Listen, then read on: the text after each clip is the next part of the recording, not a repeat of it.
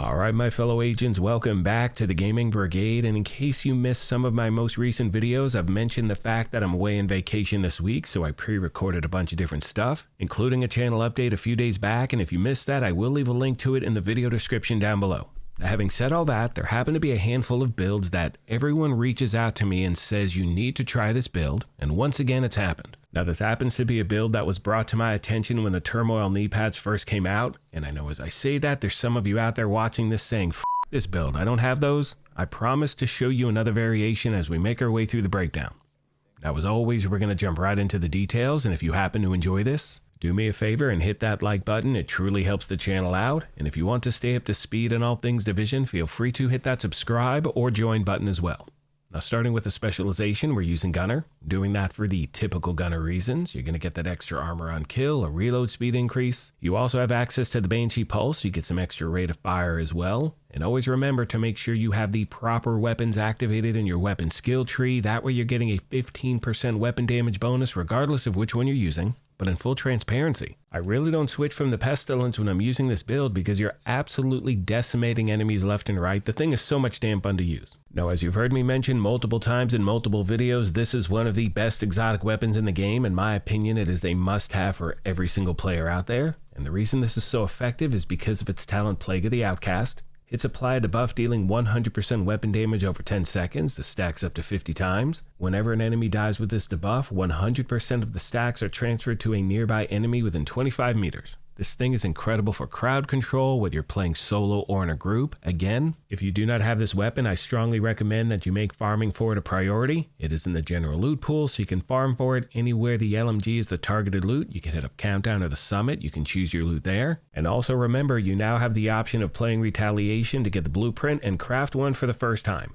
Next, my friends, we have the mask. It is Coyote's Mask. Again, this is one of those must-have exotics because of its talent pack instincts. That is going to give you a crit hit chance and or crit hit damage bonus based on the distance of the last enemy you hit. This also happens to be another one of those must-have exotics. Now moving on to the body armor, it's the first of 3 pieces of Langmo, and we are running 3 because we're targeting that third brand set bonus, which is an additional 30% LMG damage. We're also running the talent Obliterate, where critical hits are going to increase total weapon damage by 1% for 10 seconds. That's going to stack up to 20 times. Next we have the holster. That's the second piece of Langmo. You'll notice that on every single piece of gear, I'm stacking crit hit chance and crit hit damage. Which now takes us to the knee pads, and as I mentioned previously, we are using the Turmoil. Now for the record, you cannot farm for these in the game right now. They were granted out a while back, and you also had the opportunity to farm for them at the end of the season during the stretch goals. Now these do have the talent Bewildered, and with that talent, when dealing weapon damage to an enemy, 50% of the damage will be dealt to another enemy within 30 meters instead. When there are no other enemies nearby, deal damage normally. Now for those of you out there who do not have these knee pads, you can use the Fox's Prayer knee pads instead. Next we have the gloves. It's the one piece of Petrov. We're using Contractor's gloves for that LMG damage bonus and the additional 8% damage to armor. Last but not least, we have the backpack. It's the third and final piece of Langmo. We're running the Backbone backpack with its talent Perfectly Unstoppable Force. Killing an enemy increases weapon damage by 7% for 15 seconds. That stacks up to 5 times. As far as my skills are concerned, I'm using the combination of the Banshee Pulse and either the Fixer Drone or the Booster Hive, something like that. Totally up to you. I'd also like to mention that in the gameplay footage you're about to see, I do not have any global modifiers active whatsoever. And the main reason for that is to ensure that whenever you see this video, you know exactly what the build can do without any special events going on. Hope this helped you out, my friends, and as always, questions, comments, or feedback, please let me know and I'll do my best to get back to you as quick as I can.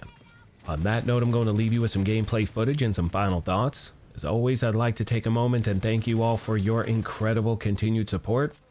Please let me know of any other questions you have I did not address. Thank you once again for the privilege of your time, and as I mention at the end of every one of these, take care of yourselves, be kind to each other, and we'll talk to you soon. Thanks again, everyone. Hello once again, my fellow agents. I hope everyone is having a great week so far.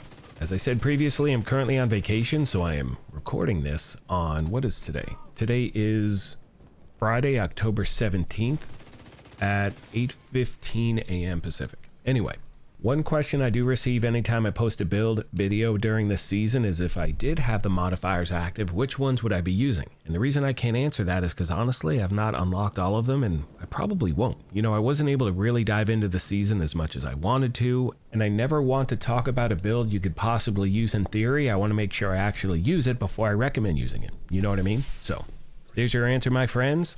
That's all I got for this one. Thank you once again for everything, and I will see you in the next.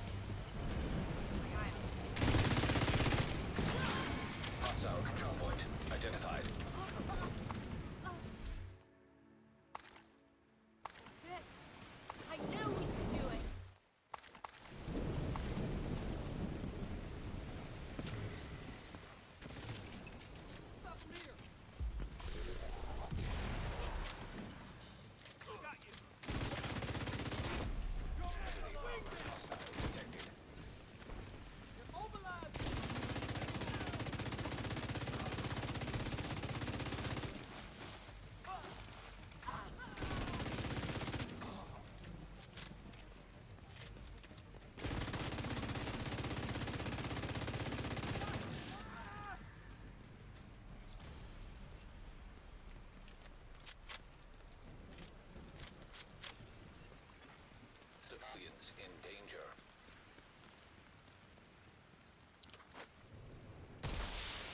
Reinforcements incoming. Detecting additional hostile contacts.